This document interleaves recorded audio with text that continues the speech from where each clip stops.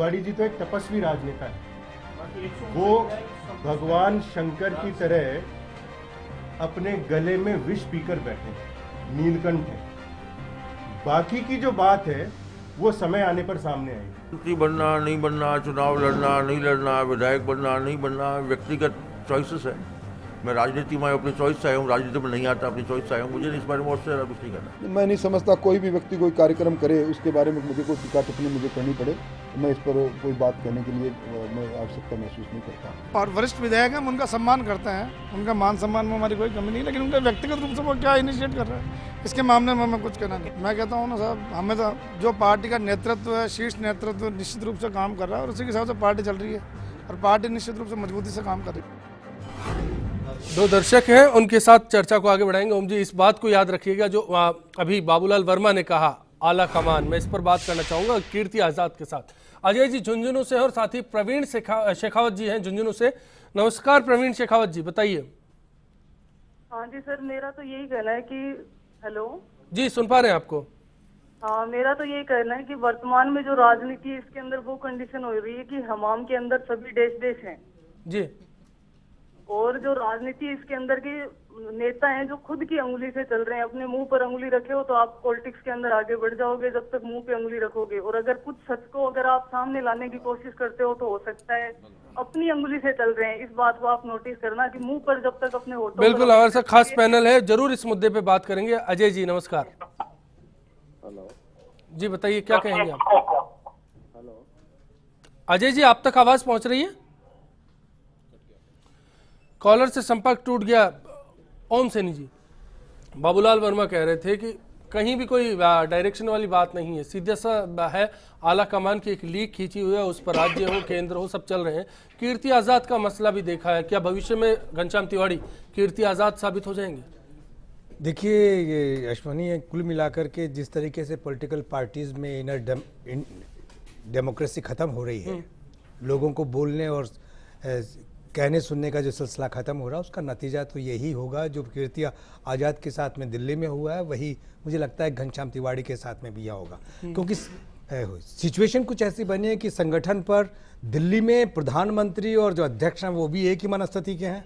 राजस्थान में जो chief minister और मुख्य प्रदेश अध्यक्ष हैं वो भी एक ही मनस्थिति के हैं। और ये जो पहले चुनाव के माध्यम से होते थे, और उसमें मुझे याद है कि हरिशंकर भाबड़ा या ललित किशोर चतुर्वेदी या भंवरलाल शर्मा या रामदास अग्रवाल, जब भैरव सिंह जी शेखावत चीफ मिनिस्टर हुआ करते थे तो उनके साथ में बड़ा कन्फ्रंटेशन संगठन के स्तर पर होता था। उनको जवाब देना पड़ता था संगठन को कि हमने जो प्रोमिसेस किए थे उनको फुलफिल कर रहे हैं या नहीं कर रहे हैं। लेकिन अब भैरव सिंह रोकते नहीं थे। हाँ, हम ये भैरव सिंह जी रोक नहीं सकते थे, संगठन बड़ा है, वो हमेशा कहते थे, इस बात को मानते थे। और आज संगठन लेकिन हावी हो रही है। आज संगठन और सरकार दोनों एक है, और इसमें सरकार बड़ी है तो सरकार को संगठन वही बोलना ये समझना होगा कि आखिर ये दिशा किस ओर जाती है। मांगीलाल रेगर जी हमारे साथ हनुमानगढ़ से अपनी राय के साथ जुड़े हैं। नमस्कार मांगीलाल जी।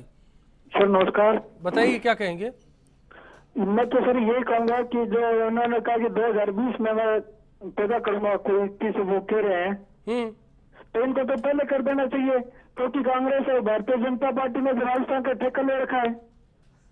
जब आज इनको कुछ नहीं मिला है भारतीय जनता पार्टी में तिवाड़ी जी को, जब ये कहते मैं पैदा करूंगा तो वो पहले कहाँ थे? चंद्रगुप्त कहाँ से लाएंगे, सवाल इस बात का भी है। लेकिन उस बीच में बाबूलाल वर्मा की बात और इसके साथ राजस्थान की राजनीति की बात, मानचंद जी आपको क्या लगता है? तिवाड़ी का इशारा, कीर्ति आजाद का इशारा, ये बात कहती है कि राजस्थान में पार्टी विद डिफरेंस नहीं, डिफरेंसेस है अभी, और यही बीजेपी में है। मेरा जो पॉलिटिकल एनालिसिस है वो ये कह रहा है अंडर करंट है, विरोध भयंकर है, कुछ ना कुछ नया होने वाला है, और उसमें मेरे ख्याल से जो है कि जो सोकाल बाबा रामदेव हैं उनका भी कोई योगदान होगा, क्योंकि उनका केवल पालनहार जो है वो घनश्याम जी का आज की तारीख में वही है। एक बात तो ये। दूसरी बात मैं यहाँ पे कहना चाह रहा हूँ कि जिस तरह से ये कहा जा रहा है ना कि साहब ये पार्टी में जो है रहकर वो करेंगे, पार्टी में रहकर आप कुछ नहीं कर सकते। आज पूरी तरह से तानाशाही है किसी पार्टी की। कांग्रेस में ऊपर का हुक्म चलता है, यहां भी ऊपर का हुक्म चलता है। लेकिन मैं तीसरी बात जो सबसे इंपॉर्टेंट है वो यहां पे ये कहना चाह रहा हूं, अब कम से कम बीजेपी को in the interest of the nation ये समझ लेना चाहिए कि केवल जनता का काम करना प्रारंभ करें, और जो है ना भाषणबाजी और ये चोचलेबाजी जो है ना वो बंद करें, और जहां तक ये तानाशाही प्रवृत्ति है इसको बिल्कुल बंद करें। अर्चना जी, इस बीच वैचारिक स्वतंत्रता बीजेपी हर बार कहती है कि हमारे यहाँ स्वतंत्रता है, इस बार लगा कहीं पर, क्योंकि घनश्याम तिवारी बोल रहे हैं, इससे तो लगता है कि स्वतंत्रता है, लेकिन कीर्ति आजाद के मसले पर कुछ और समझ में आता है, या फिर कार्रवाई यहाँ देरी से होगी? देखिए अश्विनी जी, कीर्ति आजाद का जो मुद्दा है वो तो पूरी तरह से साफ मुद्दा, उन्होंने कोट किया कि न खाऊंगा न खाने दूंगा का नारा ऐसा ही बोल रहे हैं प्रधानमंत्री ने दिया, और मैं तो उस नारे का ही अनुपालन कर रहा हूँ, और मैं जिस बात को आज कह रहा हूँ पहले से कहता आ रहा हूँ। लेकिन स्थितियां देखिए कि एक ऐसा व्यक्ति भारत का वित्त मंत्री है जो चुनाव नहीं जीते हैं, उसके बाद जो परिस्थितियां उत्पन्न हुई, कैसी राजनीति है भारतीय जनता पार्टी में, उसका साक्षात, एक मिनट, उनके साक्षात, हाँ बिल्कुल, आप सुनिए तो सही, हाँ एक ही चुनाव लड़े थे, वो भी हार गए थे। ठीक है, आप बात तो सुनो। साक्षात्कार किस चीज का हो रहा है कि भाई वित्त मंत्री जी कह रहे हैं इसे तुरंत निकालो पार्टी से बिना आगा पीछे देखे, और जो इनके राष्ट्रीय अध्यक्ष हैं वो पशुपेश में है, लेकिन किन लोगों की चल रही है जो भ्रष्टाचार को संरक्षण दे रहे हैं, उन नारों को आईना दिखा रहे हैं और उनको बाहर का रास्ता दिखाया जाता है। इसी तरह शत्रुघ्न सिन्हा की स्थिति देख लीजिए, उनको भी बाहर का रास्ता दिखाने की तैयारी हो रही।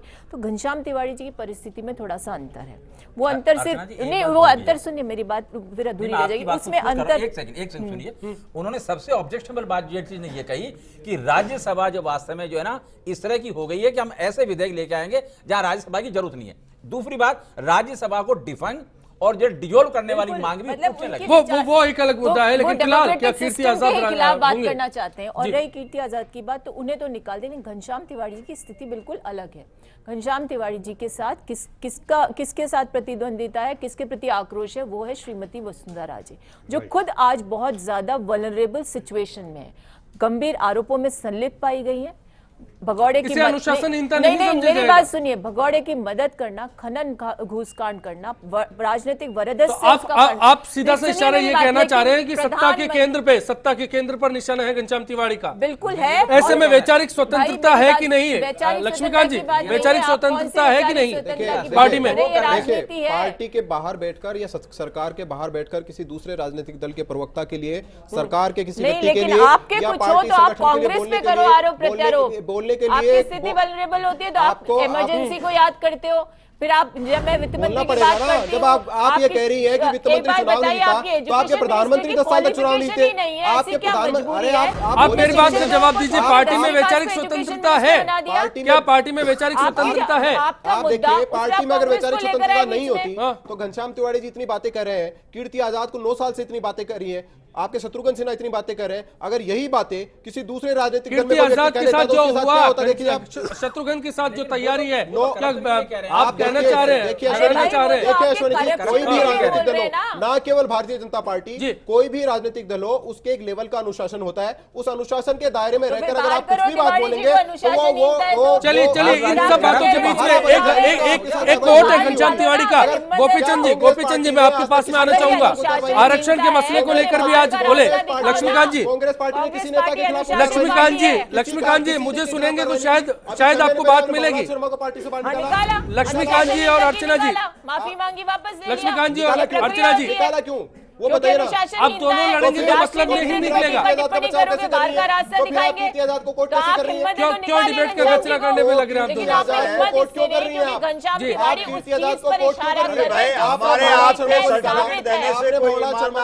निर्दोष नहीं हो जाएगा। गोपीचंद जी, आरक्षण का जिक्र करना चाहूंगा। स्वर्ण जातियों के लिए आरक्षण का विधेयक था, उसका जिक्र आज मंच से घनश्याम तिवारी ने किया था। क्या एक टीस उनके मन में ये भी है कि सरकार इस मसले पर उतनी रफ्तार नहीं दिखा पाई जितना स्पेशल बैकवर्ड क्लास को लेकर हुआ? इस मसले पर रफ्तार नहीं दिख रही, तरक्की नहीं दिख रही, तो कहीं नाराजगी वो तो नहीं? उनका साफ तौर पर कहना था मैं असंतुष्ट ब्राह्मण नहीं बनना चाहता, लेकिन क्या वो चाहते हैं कि इस तरह से जो असंतुष्ट धड़ा है उसकी अगुवाई करें? एक इशारा उनका ये भी था। आरक्षण के मसले पर बात करना चाहूंगा। लेकिन मोटी बात तो समझिए, वो ये चीज, इस वेदना को तो प्रकट करें, लेकिन उस चीज को समझिए कि उन्हें प्राइवेट मेंबर बिल ही प्रस्तुत नहीं करने दिया, यश उन्हें ना मिले, इसका इंतजाम कर दिया गया विधानसभा में। पीड़ा तो ये है, और पीड़ा होनी भी चाहिए, स्वाभाविक। देखिए, घनश्याम जी ने आरक्षण के ऊपर जो अपने विचार रखे वो खुलकर रखे। उन्होंने किसी के आरक्षण का विरोध नहीं किया। आरक्षण की एक व्यवस्था के बारे में उन्होंने इशारा किया कि इस लाइन से सबके लिए आरक्षण की व्यवस्था की जा सकती है, गरीब के लिए भी की जा सकती है, वो किसी भी जगह पर हो। तो पीड़ा की बात जो उन्होंने रखी है, जहां जहां पर सरकार ने अनदेखी की है और जहां सरकार अपने समझना चाह रहा हूं कि अगर घनश्याम तिवाड़ी गुस्सा है तो कहीं इसकी बड़ी वजह ये घनश्याम तिवाड़ी गुस्सा नहीं है, घनश्याम तिवाड़ी गुस्से में नहीं है। घनश्याम तिवाड़ी जी दुखी हैं वसुंधरा राजे सिंधिया की कार्यशैली से, और वसुंधरा राजे सिंधिया ने जिस तरीके से पार्टी पर काबिज होकर के भारतीय जनता पार्टी को गुलाम बनाने का षड्यंत्र खेला है। क्या घनश्याम तिवाड़ी को लगता है, जिस बात की शुरुआत में हमने जिक्र किया कि क्या कब से ये सिलसिला शुरू हुआ, क्या ये एक बड़ा विधेयक लगा जो है उसका जिक्र करते हुए कह सकते हैं सिलसिला यहां से शुरू हुआ? देखिए, कुल मिलाकर के जब घनश्याम जी ने इस बिल को इंट्रोड्यूस, प्राइवेट बिल को इंट्रोड्यूस करना चाहा, तो इनके ऊपर जिस तरीके का दबाव आया और जिस तरह का सीन बना, उससे लगा कि ये शायद इनको हाथे पे बिठाना चाहते हैं, उसको स्वीकार नहीं करना चाहते। और तब से ही ये बात महसूस, क्योंकि ये जातियों को संरक्षण आरक्षण देने की बात जब हो रही थी और अलग अलग मूवमेंट खड़े हो रहे थे, उस वक्त जब इन्होंने ये बात कही तो ये एक अपने आप में प्रभावी, क्योंकि मुझे याद है कि घनश्याम जी ने जो सीकर के अंदर एक ब्राह्मण महासभा की बैठक की थी, उसमें 3 लाख के करीब ब्राह्मण आए थे और वो सब सारी पॉलिटिकल पार्टीज के लोग उसके बीच में थे। तो उनको लगता है कि जातियों की राजनीति जब चल रही है तो ऐसी स्थिति में जब संगठन के पास में न छात्र एक सॉफ्ट कॉर्नर एडवांटेज मिल जाएगा। हाँ, यस, ये उनका कुल मिलाकर के दृष्टिकोण था, वो बड़ा प्रभावी था, उसमें कोई शक नहीं। जी जी, चलिए मैं ब्रेक पर जा रहा हूँ, मानचंद जी आऊंगा, ब्रेक का कई देर से कॉल आ रहा है, मसला अहम था, तुरंत लौट रहे हैं, आप बने रहिए आखिरी दौर में, बिग फाइट जारी।